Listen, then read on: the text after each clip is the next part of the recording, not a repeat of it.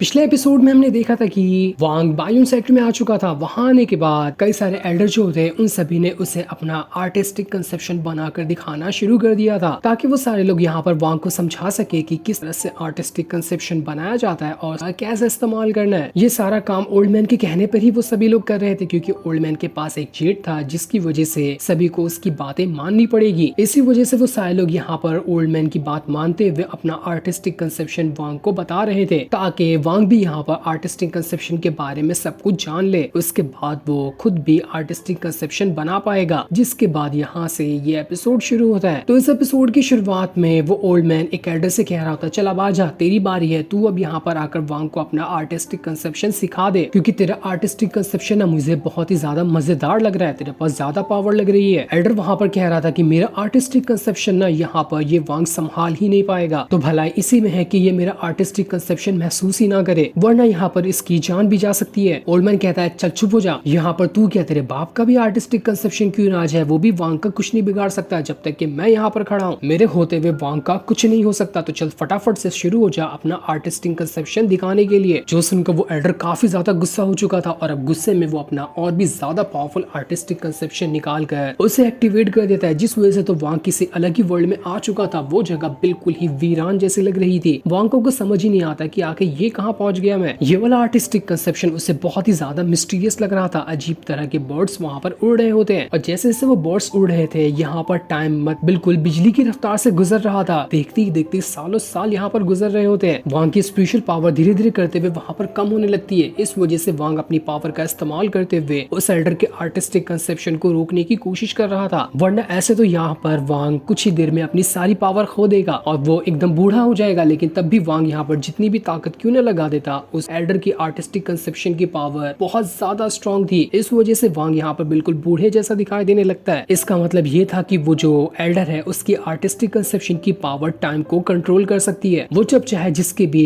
As में हेरा फेरी कर सकता है। इसी तरह से उसने अपनी पावर का इस्तेमाल करते हुए वांग को एकदम बूढ़ा बना दिया। वांग वहाँ पर अपनी पूरी जान लगा देता है ताकि एल्डर के आर्टिस्टिक कंसेप्शन को समझ सके, लेकिन फिर भी कुछ नहीं हो पाता। वो वहाँ पर बेहोश होते हुए नीचे गिरने लगता है। तभी पानी के अंदर से एक अजीब सा हाथ बाहर निकल कर आता है, जो यहाँ पर आने के बाद वांग को रोक लेता है, वरना तो नीचे गिरकर वांग यहाँ पर परमानेंट ही कंसेप्शन के अंदर वो फंस कर रह जाता। जिसके बाद एल्डर ने वांग को अपने आर्टिस्टिक कंसेप्शन से बाहर निकाल दिया था। वांग एकदम हैरान रहता है कि आखिर किस तरह के थी इसकी आर्टिस्टिक कंसेप्शन की पावर। ऐसी पावर मैंने पहले नहीं महसूस की थी। ओल्ड मैन एल्डर से कह रहा था कि बड़ी कमाल की थी तेरी आर्टिस्टिक कंसेप्शन की पावर। ऐसे तू अगर मेहनत करता रहेगा ना, तो मुझे लगता है कि इस लाइफ के अंदर ना तू इतना स्ट्रॉन्ग बन जाएगा कि तेरे आर्टिस्टिक कंसेप्शन की पावर हीवन तक को टक्कर दे सकती है। काफी डिवाइन लेवल की तेरी आर्टिस्टिक कंसेप्शन की पावर थी, इसलिए ये पकड़ मेरी तरफ से छोटा सा गिफ्ट तेरे लिए। इसके बाद वो वही वाला जेड उस एल्डर को देखकर वहां से चला जाता है, क्योंकि ये एल्डर सबसे ज्यादा पावरफुल है, तो इसी का कहना सभी को मानना चाहिए। अब ओल्ड मैन दोबारा से वांग को उसके गांव में वापस ले आता है, जहां पर वो मूर्तियां बनाने का काम करता था। ओल्ड मैन कह रहा था, यार मेरी हड्डियां दुख गई तुझे इतना ज्यादा टेलीपोर्ट कराते कराते। वांग कहता है, सीनियर मुझे नहीं पता कि आपके पास वो जेड था ना, वो कैसा जेड था, बस जेड दिखाते साथ ही सबकी हवा निकल गई और आपकी बातें मानने लग गए वो लोग। ओल्ड मैन कहता है, अरे यार बस वो तो एक ब्रोकन टोकन था, ज्यादा कुछ बड़ी बात नहीं है, इस पे उतना ध्यान मत दो। वो से अपना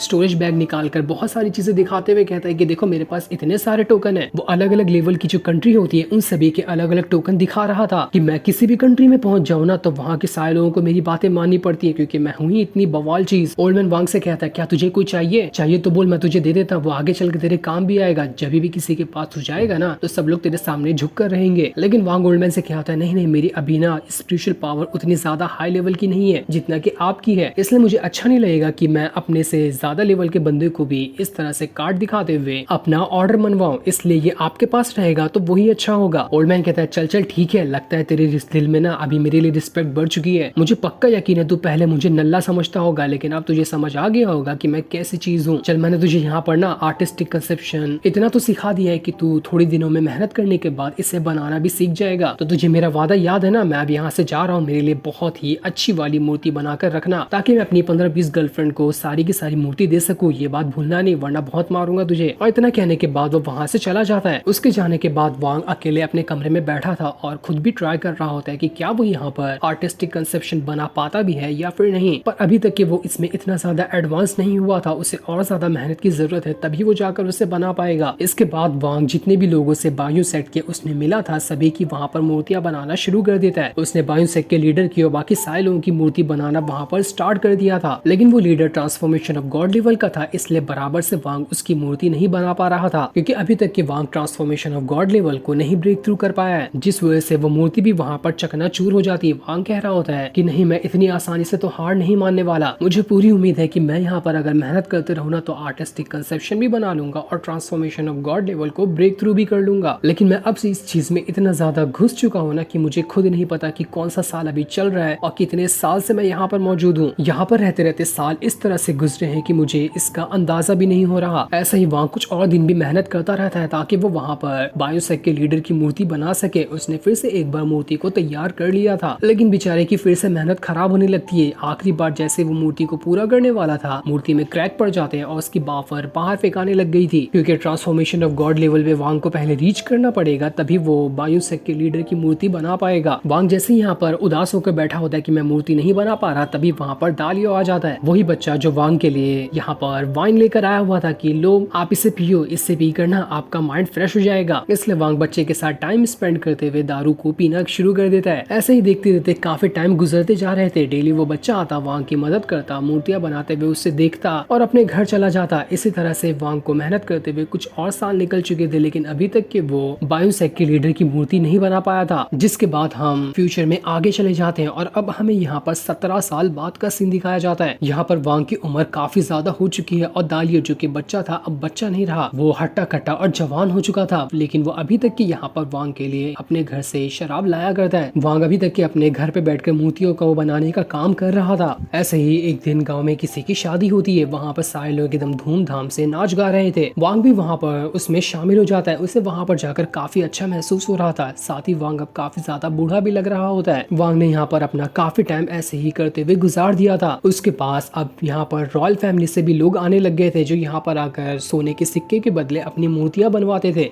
ऐसे ही एक दिन वहाँ पर एक रॉयल फैमिली से बंदा आता है, जो अपने जमीन के पेपर लाकर वांग को दे देता है, क्योंकि वांग ने उसके ऊपर पहले बहुत ज्यादा एहसान किया था, तो उसके बदले वो एहसान चुकाने के तौर पर अपनी जमीन वांग को दे रहा है। वहाँ पर वांग के पास तो अब जमीन के पेपर के ही ढेर भर जाते हैं, क्योंकि हर एक लोग ने अपनी अपनी जमीन दे दी थी वांग को ताकि वो अपना उधार चुका सके। एक हिसाब से वांग पूरे गाँव का राजा बन चुका है, पूरा गाँव ही उसके पास आ गया है इतने लोगों की मदद करते करते। वांग जैसे ही अपने घर से बाहर निकलता, सारे लोग वांग को टोक टोक कर कह रहे थे कि मैं अगले महीने तक के आपका उधार चुका दूंगा, जो भी कीमत होगी मैं उसका अरेंजमेंट कर रहा हूँ, बस 1 महीने का और टाइम चाहिए। पूरा गांव वांग के एहसान के तले दबा हुआ था। सभी वांग को अपने पास बुला रहे होते ताकि वो उसे फ्री में खाने पीने की चीज दे सके, ताकि इससे वांग की थोड़ी बहुत खातिरदारी हो जाएगी। वांग कह रहा था न जाने लोगों की मदद करते करते कब यहाँ पर मैंने कितनी दुकानों को खरीद लिया है, इसके बारे में तो हिसाब मेरे पास खुद नहीं है। इतने सालों से यहाँ पर रह रहकर मैं कितनी सारी जमीन और कितने पैसों का मालिक बन चुका हूँ, आज तक के मैंने कभी उसे गिना ही नहीं, क्योंकि मुझे कभी पैसों की उतनी जरूरत। वांग पिछले 17 सालों से बायोसेक के लीडर की मूर्ति बना रहा था, लेकिन अभी तक कि वो उसे कंप्लीट नहीं कर पाया होता है। जितनी बार भी वो मूर्ति बनाता उतनी बार वो मूर्ति वहाँ पर टूट रही थी। वांग वहाँ पर अपने घर के बाहर आता है और उदास होकर कह रहा था कि यहाँ पर मुझे रहते रहते अंदाजे के हिसाब से 20 साल हो चुके हैं। यहाँ पर मैंने 20 साल निकाल दिए, लेकिन अभी तक कि मैं यहाँ पर ठीक तरह से आर्टिस्टिक कंसेप्शन नहीं बना पाया। यहाँ तक कि मैं खुद ये भी नहीं जान पा रहा हूँ कि मुझे किस तरह का आर्टिस्टिक कंसेप्शन बनाना चाहिए, टाइम को कंट्रोल करने वाला, हिप्नोटाइज करने वाला, या फिर किसी और तरीके का। मैं ये तक कि अभी तक नहीं समझ पाया हूँ। न जाने मुझे वो रास्ता कब मिलेगा, रास्ते पे मैं चलकर ट्रांसफॉर्मेशन ऑफ गॉड लेवल को ब्रेक थ्रू कर पाऊँ। आखिर इस कल्टीवेशन की दुनिया की किस तरह की मिस्ट्री है जो मुझे यहाँ पर ब्रेक थ्रू करने से रोक रही है, मुझे अभी तक के यही नहीं पता कर पाया हूँ मैं। लेकिन फिर भी वांग यहाँ पर हिम्मत नहीं हार रहा था। वो चाहे कुछ भी क्यों न कर ले, अपना ब्रेक थ्रू तो करके रहेगा। ऐसे ही एक दिन दुकान पे एक बच्चा आता है जो घर से शराब लेकर आया हुआ था। वो वांग को देते हुए कह रहा होता है कि अंकल वांग, ये शराब भी मैं आपके लिए लेकर आया हूँ, इसके बदले मेरी कैंडी कहाँ है, मुझे कैंडी चाहिए। वांग कैंडी के बजाय एक स्पेशल पिल उसे दे देता है, जो पिल काफी ज्यादा पावरफुल थी। और जो बच्चा यहाँ पर आया था ऐसा लग रहा था कि वो दालियो का ही बेटा है। दालियो वहाँ पर आकर वांग से कह रहा होता है, अंकल वांग आप कितनी शराब पियोगे, आपको बस नहीं होता क्या, शराब पीते पीते आपने इतने साल निकाल दिए, अब तो आपकी तबीयत भी खराब हो सकती है, इसलिए आपको नहीं पीना चाहिए। लेकिन फिर भी वांग मानने को तैयार नहीं था। उसे आदत लग चुकी थी शराब की, तो वो इसे अब ऐसे नहीं छोड़ सकता। वांग दालियो से पूछता है कि तुम्हारे फादर कैसे हैं, वो ठीक तो है ना, काफी टाइम हो गए लेकिन मैं उनसे कभी मिल नहीं पाया। जिस पर दालियो कहता है कि वो भी ठीक है, लेकिन ज्यादा बूढ़े हो चुके हैं ना, तो वो अब ठीक तरह से चल फिर नहीं पाते। जो सुनकर वांग वहाँ से जाने लगता है। दालियो का जो बेटा था वो वांग से कह रहा होता है, आपने अभी तक कि मुझे ये नहीं बताया कि आप जो शराब पीते हैं उसका टेस्ट कैसा है, मुझे भी जानना है कि वो कैसी लगती होगी, क्या वो अच्छी है या बुरी है। वो जो बच्चा बच्चा था वो यहाँ पर उस वाइन की बात कर रहा था जो वांग बॉटल में रख के पीता है, वो जो हीवनली पल था उसी का वाटर, जो कि असल में वाइन नहीं है। तालियो वहाँ पर अपने बेटे से कह रहा था कि नहीं, तुम्हें उसके बारे में जानने की जरूरत नहीं है, जो अंकल वांग पीते हैं ना वो कोई वाइन नहीं बल्कि वो स्पिरिचुअल वाटर है। तुम जब कल्टीवेशन वगैरह करोगे ना तो तुम्हें पता चल जाएगा कि आखिर स्पिरिचुअल वाटर क्या होता है। अगले सीन में हम एक बंदे को देखते हैं जो घोड़े पर सवार होकर वहाँ से भाग रहा था। उसके पीछे लीफू नाम का एक डिसाइपल पड़ा हुआ होता है। वो उस बंदे से कहता भागो भागो, देखता हूँ कहाँ तक कि तुम भाग लेते हो, कभी न कभी तो तुम मेरे हाथ लगने ही वाले हो, और वो दिन कभी नहीं बल्कि आज ही होगा। आज मैं यहाँ पर तुम्हारी जान लिए बगैर तुम्हें नहीं छोड़ने वाला। वो बंदा जो था लीफू से बचकर जैसे भाग रहा होता है वो अपने घोड़े पर से गिर जाता है। इस वजह से उसकी हालत और ज्यादा खराब हो चुकी थी। वो वांग के दरवाजे पे आता है और कह रहा था कि जल्दी से बाहर आकर मुझे बचा लो वरना यहाँ पर मैं मर जाऊँ। वांग जल्दी से दरवाजा खोलता है और बाहर आकर देखता है कि यहाँ पर कौन शोर मचा रहा है। वो बंदा मिस्टर जू ही था जो एक बार वांग के पास से ड्रैगन की मूर्ति खरीदने के लिए आया हुआ था। वो सिर्फ इतना कहते हुए यहाँ पर बेहोश हो जाता है कि